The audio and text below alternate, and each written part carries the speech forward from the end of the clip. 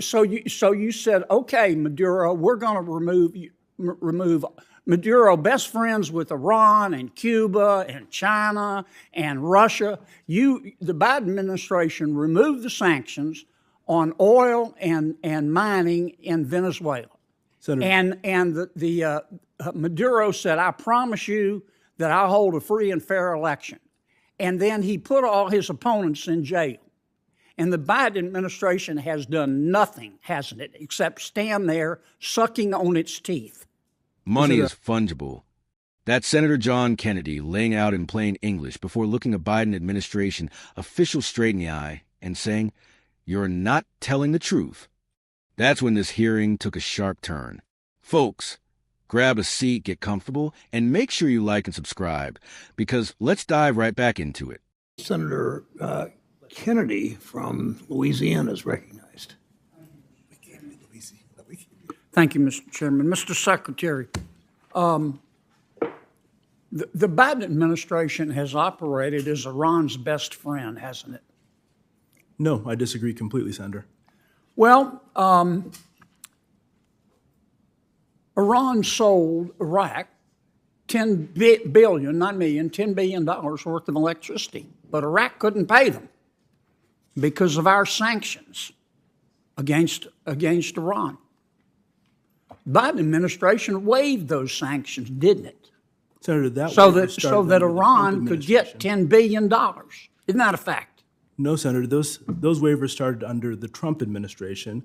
That money is still in Iraq. That money has never been to Tehran. It will never go to Tehran. The first waiver was on July 2023, wasn't it? Senator, I believe those waivers started in 2018. The first waiver that the Biden administration did was July of 2023, wasn't it? So, Senator, again, I believe the waiver program started in. You didn't issue a waiver on July of 2023. Senator, the waivers were continued into 2023. And you issued another waiver to get the money to Iran in November of 2023, didn't you? Senator, as I said, that money has never been, will never go to Iran. The money is still in Iraq. The money may be used for humanitarian purposes, but not a dollar of that money. And you issued another waiver on March of 2024, not too long ago. That was 6 weeks after Iran killed 3 American soldiers. Senator, You gave Iraq permission to give Iran $10 billion, didn't you? No, Senator. As I mentioned, this was something that started in 2018 under the Trump administration. It allowed Iraq to purchase electricity and to store that money in Iraq.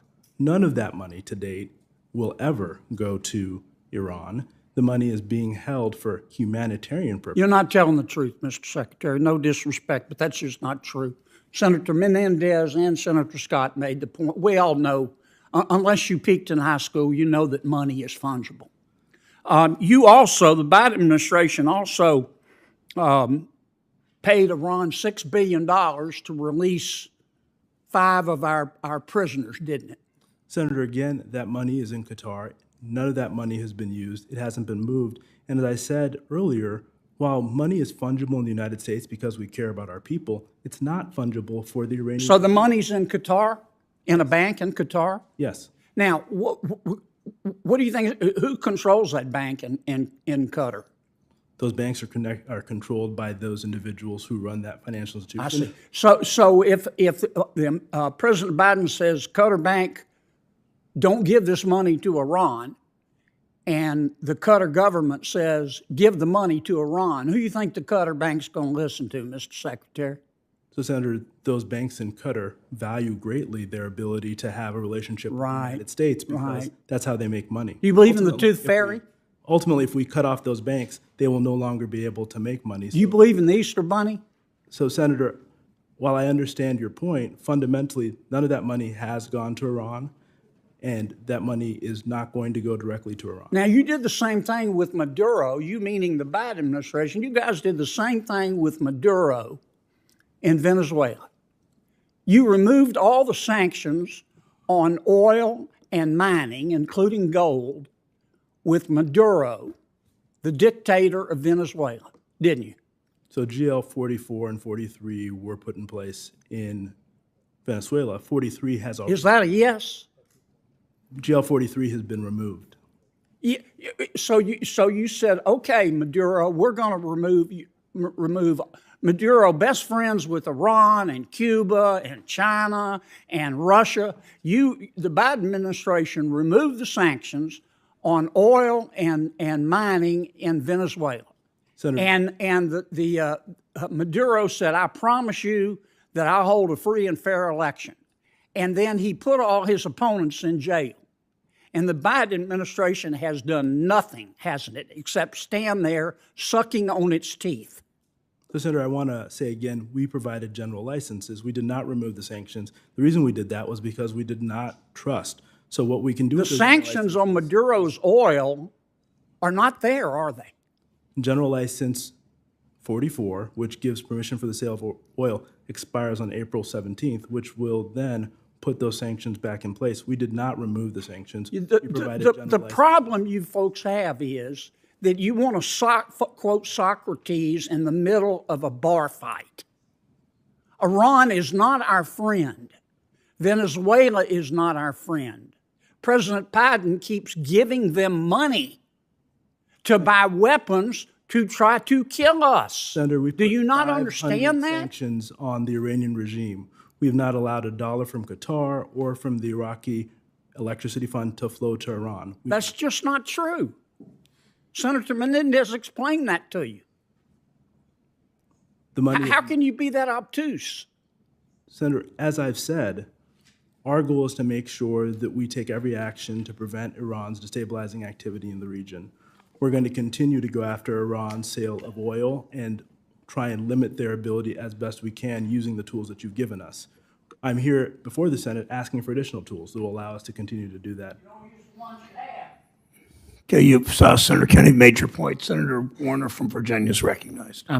Senator John Kennedy didn't come to this hearing to trade talking points. He came to drag the facts into the light, and what followed was a masterclass in exposing Washington doublespeak. Kennedy zeroed in on Iran, accusing the Biden administration of acting like Tehran's best friend. He pointed directly at sanctions waivers that allow Iraq to buy electricity from Iran, waivers that Kennedy says free up roughly $10 billion for the Iranian regime. The administration official tried to dodge, claiming the waiver program started under President Trump back in 2018, and insisting not a single dollar has gone to Iran. According to him, the money is sitting safely in Iraq and can only be used for humanitarian purposes. Kennedy wasn't buying it. He reminded the room that new waivers were issued in 2023 and again in 2024, including just weeks after Iran-backed forces killed 3 American soldiers. His message was simple: timing matters, and money always finds a way. Then came the $6 billion question. Kennedy brought up the prisoner swap that parked billions in Qatari banks. The officials swore the money hasn't moved and never will. Kennedy fired back, questioning who really controls those banks and mocking the idea that foreign governments will always listen to Washington. From there, Kennedy expanded the blast radius to Venezuela. He accused the Biden administration of lifting oil and mining restrictions on dictator Nicolas Maduro in exchange for promises of free elections, promises that collapsed the moment Maduro threw his opponents in jail. The official tried to clean it up, saying sanctions were merely eased through temporary licenses and would snap back into place later. Kennedy wasn't impressed, arguing that dictators don't respond to polite paperwork. They respond to pressure. The takeaway was brutal and clear. Whether at Iran, Qatar, or Venezuela, Kennedy made the case that the Biden administration keeps trusting regimes that hate us, while Americans are told to believe the money is magically locked away. And that's why this moment matters. Because while bureaucrats explain, enemies cash in. If you think Kennedy was right to call this out, drop a comment below. Don't forget to like, subscribe, and share this with friends who care about what's really happening in Washington. See you in the next one.